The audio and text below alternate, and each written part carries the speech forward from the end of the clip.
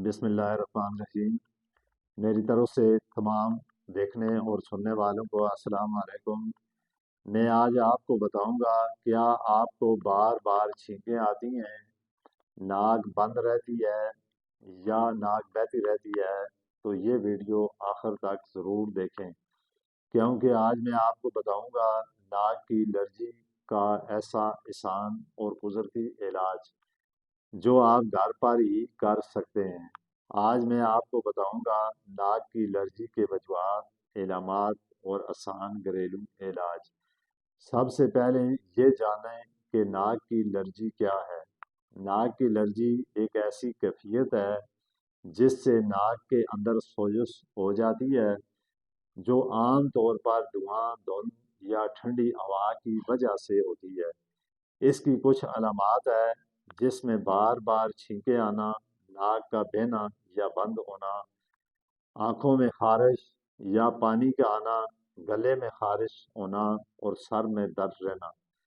इसकी वजूहात में से हैं गर्द व गुबार का सांस के जरिए अंदर जाना और मुख्तलिफ फलों के ज़रात, पालतू जानवरों के बाल, धुआं या परफ्यूम या मौसमी तब्दीलियाँ वगैरह एलर्जी का सबब बनती हैं। एलर्जी कुदरती इलाज में से सबसे पहले इलाज ये है कि आप भाप लें। रोज़ाना इसे 2 बार गर्म पानी की भाप लें और भाप लेने से नाक खुलती है और सोजिश कम होती है। फिर नाक की एलर्जी के लिए सुबह खाली पेट 1 चम्मच शहद खाएं, ये एलर्जी को कम कर देता है। फिर इसके अलावा अदरक और अलसी को पानी में उबाल कर पिएं, ये नाक के अंदर ये जमी हुई नाक बहने में आराम देती है। फिर नीम गर्म पानी में नमक मिलाकर नाक साफ करें, ये एलर्जी पैदा करने वाले जरासीम को ख़त्म कर देती है। इसी तरह अगर आप मेरे यूट्यूब चैनल पर नए आए हैं तो इसको ज़रूर सब्सक्राइब करें, ताकि हर आने वाली वीडियो का नोटिफिकेशन आपको मिलता रहे। इसके अलावा रात को सोने से पहले हल्दी वाला दूध पिएँ। ये जो हल्दी, अगर आपको देसी हल्दी मिल जाए तो इसका बहुत ज़्यादा फ़ायदा होता है। ये जिस्म की सोजिश को कम करता है। फिर इसी तरह ये जो कलवंजी होती है, इस कलवंजी को आप अपने करीब लेकर इसको सूंघें, इससे आपकी या इसका तेल इस्तेमाल करें। ये नाक की एलर्जी के लिए बहुत मुफीद और बहुत फ़ायदेमंद है। इसके अलावा आप रोज़ाना सुबह 2 तुरी लहसुन की खाएं। आपने नाक की एलर्जी से बचने के लिए एहतियातन तरतीब ज़रूर इस्तेमाल करें, जैसे कि धुआं या धुंध से अपने आप को, धूड़ या ये जो गर्द वगैरह या डस्ट, इस चीज़ों से अपने आप को बचाएं और घर की सफाई का ख़ास ख्याल रखें। बिस्तर और तकिए को साफ रखें, ठंडी चीज़ों से परहेज़ करें।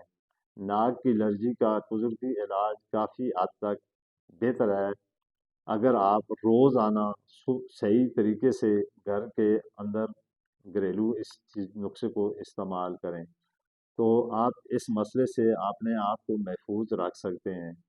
फिर आपने देखा होगा अक्सरियत लोग रोज़ाना तकिया और बिस्तर इस्तेमाल करते हैं, मगर उसे साफ नहीं करते, जिससे उसमें छोटे छोटे जरासीम जमा होते हैं, जो फ़ौरन नाक की एलर्जी को बढ़ा देते हैं।